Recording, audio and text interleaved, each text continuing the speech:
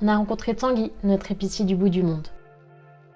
Le but était de faire connaître le commerce équitable en fait aux Français parce que c'est quelque chose d'assez confidentiel.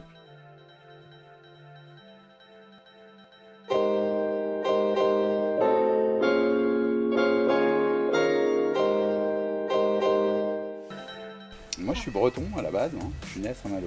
Moi j'aime bien la cuisine pimentée et épicée et j'aime beaucoup le poivre. Il y a tellement de variétés de poivre et de faux poivres, hein, les deux. C'est une épice magique et puis en plus c'est super bon pour la santé. Je pense que le poivre allié au curcuma, c'est vraiment une bombe anti-cancer, hein. C'est pas très fort. C'est pas très fort.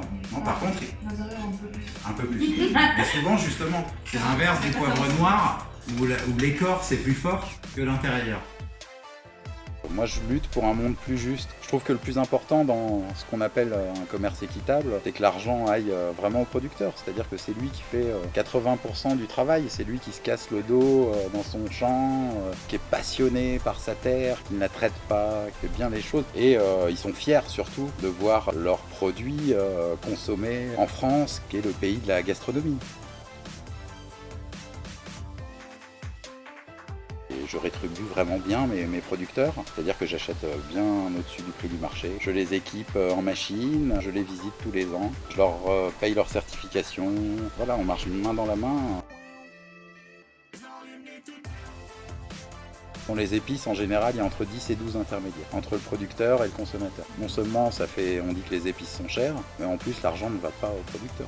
Moi je travaille directement avec les producteurs. Enfin, mon but c'est de mettre en relation mes partenaires ou clients avec le producteur. Je me prends un petit salaire, mais ils gagnent mieux leur vie que moi. Et je suis assez content et assez fier pour ça.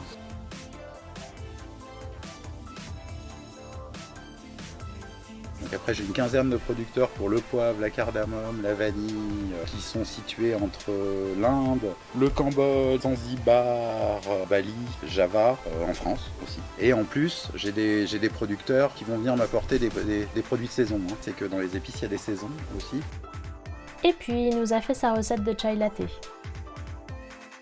Et puis après, je laisse à feu doux 5 minutes. 5 minutes parce que le mélange est assez concentré, quoi. Et après, je rajoute mon thé. Ça doit faire une crème, voilà. Mais il est prêt. On va mettre du sucre. Et eux, ils font des gestes, genre ils vont 2 mètres et tout. C'est hyper impressionnant. Et ouais, c'est assez sympa, c'est le folklore et tout. Et ils font ça comme ça, ouais, pour aérer le thé, quoi, en fait. Et en plus pour qu'il soit moins chaud. Et ils boivent ça dans des verres en céramique, notamment à Calcutta. Tu bois le chai, et puis après tu casses la coupe. Je sais pas comment ils font parce que c'est en inox. C'est super chaud, ça conduit. Moi je voyage pour les gens, je voyage pas forcément pour les pays et les paysages. Ce que j'aime en premier c'est les gens.